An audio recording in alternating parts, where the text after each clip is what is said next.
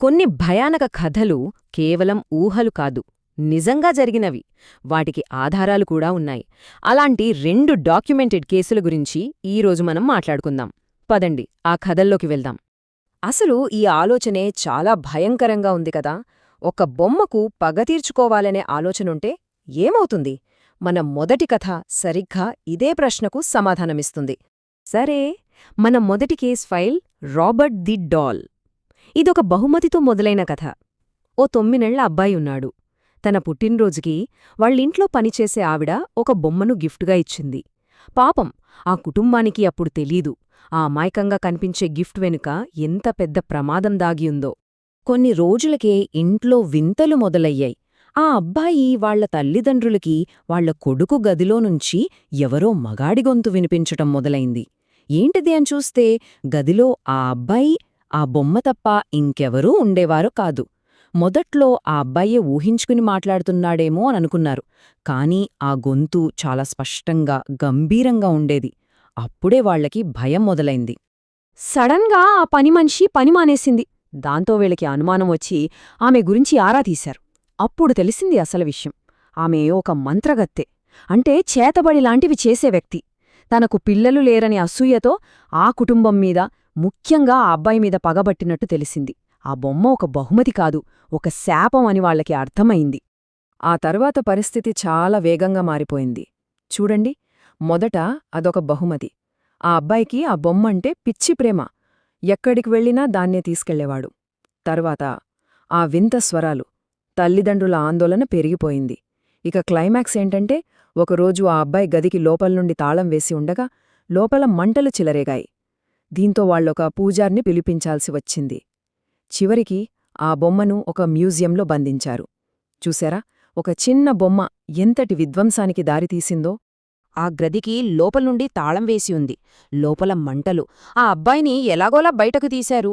అసలు మంటలెలా అంటుకున్నాయో ఎవరికీ అర్థం కాలేదు. వాళ్ల కొడుకుని రక్షించాక వాళ్లతన్ని ఒకే ఒక ప్రశ్న అడిగారు. దానికి ఆ అబ్బాయి చెప్పిన సమాధానం బొమ్మే చేసింది, ఇంతే. ఈ ఒక్క మాటతో వాళ్ల భయాలన్నీ నిజమయ్యాయి. ఒక బొమ్మ నిప్పు ఎలా పెడుతుంది? కాని ఆ సంఘటనతో ఆ ఇంట్లో ఏదో అతీత శక్తి ఉందని వాళ్లు పూర్తిగా నమ్మేశారు. వాళ్లు పిలిచిన పూజారి ఆ బొమ్మను చూసి షాక్ అయ్యారు. ఆయన చెప్పిన విషయాలు ఇంకా భయంకరంగా ఉన్నాయి. మొదటిది, ఆ బొమ్మలో ఒక ఆత్మ కాదు, చాలా ఆత్మలున్నాయట. రెండోది, ఆ మంత్రగత్తె లక్ష్యం కేవలం ఆ అబ్బాయిని భయపెట్టడం కాదు, అతన్ని, అతని కుటుంబాన్ని నాశనం చేయడమేనట. మూడోది, ఆ బొమ్మను మంత్రాలకో గట్టిగా బంధించాలి, లేకపోతే అది తన విధ్వంసాన్ని ఆపదని హెచ్చరించారు. అందుకే ఆ పూజారులు కలిసి మంత్రాలతో ఆ బొమ్మను బంధించి ఒక మ్యూజియంలో పెట్టారు. ఈ కథలో ఉన్న భయంకరమైన నిజమేంటంటే, ఈ రాబర్ట్ ది డాల్ అనేది ఇప్పటికీ ఒక మ్యూజియంలో ఉంది. దాన్ని ఒక గాజుపెట్టెలో బంధించి ఉంచారు. ఎవరైనా వెళ్లి దాన్ని చూడొచ్చు. సరే, అది మొదటి కేసు. ఇక మన రెండవ కేసుకు వెళ్దాం. దీని పేరు ది సెమిటరీ టేప్స్. ఇక్కడ మనం ఒక శాపగ్రస్తమైన వస్తువు గురించి కాదు, ఒక ఆధునిక పారానార్మల్ ఇన్వెస్టిగేటర్ తన కెమెరాలో రికార్డ్ చేసిన ఒక భయంకరమైన ఉనికి గురించి మాట్లాడుకోబోతున్నాం. ఈ పరిశోధన చేసింది ఫ్రాంకో టీవీ అనే ఒక యూట్యూబర్. అతనేం చేశాడంటే, ఒక అమావాస్య రోజు రాత్రి ఒక పాట శ్మశానానికి వెళ్లాడు. అక్కడ దూరం నుంచి ఎవరో ఏదో రహస్య పూజలు చేస్తుండటం గమనించాడు. వాళ్లు వెళ్ళిపోయాక ఆ ప్రదేశానికి వెళ్లి చూస్తే అక్కడొక చెక్క బొమ్మ, కొన్ని సైతాను చిహ్నాలు కనిపించాయి. తన దగ్గరున్న పారానార్మల్ పరికరాలు ఆన్ చేయగానే అక్కడ ఏదో శక్తి ఉన్నట్టు సిగ్నల్స్ వచ్చాయి. సరిగ్గా అప్పుడే అతని కెమెరా ఒక నీడలాంటి ఆకారాన్ని రికార్డ్ చేసింది. ఈ స్లైడ్ చూస్తే మనకు పరిస్థితి తీవ్రత అర్థమవుతుంది. అతను వచ్చినప్పుడు అక్కడ 4-5 మంత్రాలు చదువుతున్నారు, మధ్యలో మంట ఉంది, ఏదో కార్యక్రమం జరుగుతోంది. వాళ్లు వెళ్ళిపోయాక అక్కడ మిగిలింది ఒక చెక్క బొమ్మ, చెక్కతో చేసిన సైతాన్ గుర్తులు, ఇంకా పరికరాలకు మాత్రమే దొరుకుతున్న ఒక కనిపించని శక్తి. ఆ పూజల ద్వారా వాళ్ళేదో చెడు శక్తిని అక్కడ వదిలి వెళ్లారని స్పష్టంగా అర్థమవుతోంది. ఆ పరికరాల్లో సిగ్నల్స్ వస్తుండటంతో ఫ్రాంకోకి అర్థమైంది అక్కడ ఇంకా ఏదో ఉందని. అతను కెమెరాతో చుట్టూ జాగ్రత్తగా వెతుకుతున్నాడు. అలా వెతుకుతుండగా ఒక్క సమాధి వెనుక నుంచి ఏదో కదలిక కనిపించింది, ఎవరో తొంగి చూస్తున్నట్టుగా. అది అతన్నే చూస్తోంది. అవును, ఒక నల్లటి నీడ ఆకారం. అది ఫ్రాంకోని ఆ సమాధి వెనక నుంచి తొంగి చూస్తున్నట్టుగా అతని కెమెరాలో స్పష్టంగా రికార్డైంది.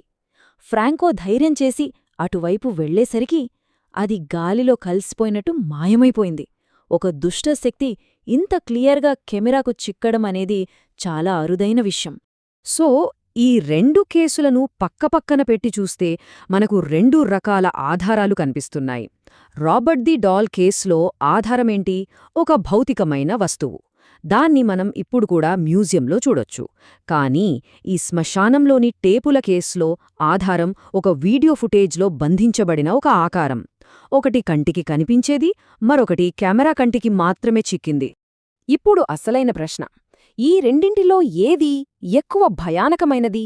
మనం కళ్లతో చూడగలిగే ఒక గాజుపెట్టెలో బంధించగలిగే భయమా, లేక కేవలం ఒక వీడియోలో చూసి అదింకా ఎక్కడో స్వేచ్ఛగా తిరుగుతోందేమో అని ఊహించుకోవాల్సిన భయమా? దీనికి సమాధానం బహుశా ఎవరికీ తెలియదేమో.